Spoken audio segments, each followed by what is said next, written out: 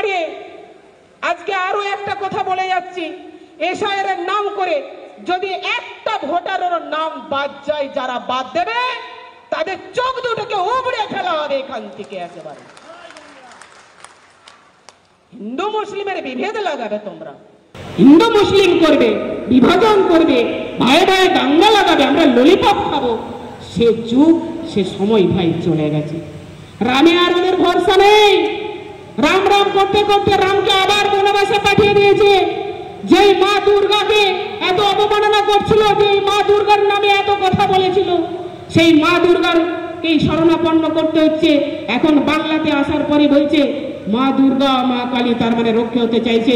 আমরাও বলবো মা দুর্গা, তোমাকে যারা অপমান করেছিল সেই অসুরগুলোকে এই 26-এ বধ করে একেবারে ধূলিসাৎ করে দিবে, এই আমরা আশা রাখি। শুরুতেই 29 লাখ ভোটারটা, এরপরে তো লিঙ্ক করতে পারেনি যারা। ভারতীয়দের কোনো সমস্যা নেই, ডকুমেন্ট দেখাবেন, নাম উঠে যাবে, ড্রাফট ভোটার লিস্টে সুযোগ পাবেন, ফাইনাল ভোটার লিস্টে নাম উঠে যাবে। আর বাংলাদেশের মুসলমান নাম উঠবে না, বাংলাদেশের হিন্দুদের নাম উঠবে। কেন উঠবে? তারা শরণার্থী, ধর্মীয় কারণে চলে এসেছে এক কাপড়ে। তাদের জন্য কে আছেন? নরেন্দ্র দামোদর দাস মোদী আছেন। তিনি সিটিজেন অ্যামেন্ডমেন্ট অ্যাক্ট করে দিয়েছেন। কতদিন পর্যন্ত? 31/12/2024 পর্যন্ত যারা এসেছে ভারতে তারা নাগরিকত্ব পাবে।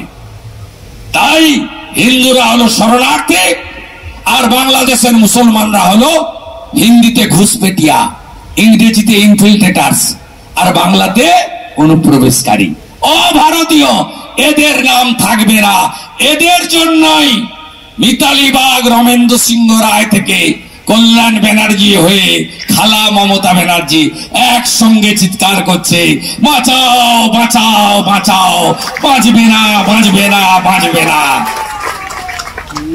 তাই ভালো করে জোট বাঁধুন। এসআইআর এর পরে কোনো গ্যাপ থাকবে না, কোনো গ্যাপ থাকবে না, নিশ্চিন্ত থাকুন। মেরা বুথ সবচেয়ে মজবুত। নারী সুরক্ষা, প্রতিষ্ঠান বিরোধিতা, আর বিজেপি সঠিক সময় সংকল্পপত্র দেবে। বাঙালি মানে খাদ্য রসিক, আর ভাত ছাড়া বাঙালি দিনটা যেন অসম্পূর্ণ। পাতে ভাত না থাকলে ব্যাপারটা ঠিক জমে না। আর সুস্বাদু ভাতের জন্য দরকার স্বাস্থ্যসম্মত, সেরা ও বেস্ট কোয়ালিটির উন্নত মানের চাল। এখন বাজারে নানান কোম্পানির চাল থাকতে কোনটা হবে আপনার জন্য উপযুক্ত তা নিয়ে চিন্তিত? তাহলে আজই বাড়িতে নিয়ে আসুন আধুনিক প্রযুক্তিতে তৈরি সেরা সেরা গুণমানের গুড্ডু ব্র্যান্ডের সৌভিক গোল্ড গ্রাম বাংলার চাল, যার প্রোডাক্ট দীর্ঘদিন যাবৎ বাজারে সুনামের সহিত রাজ করে ক্রেতাদের মন জয় করেছে।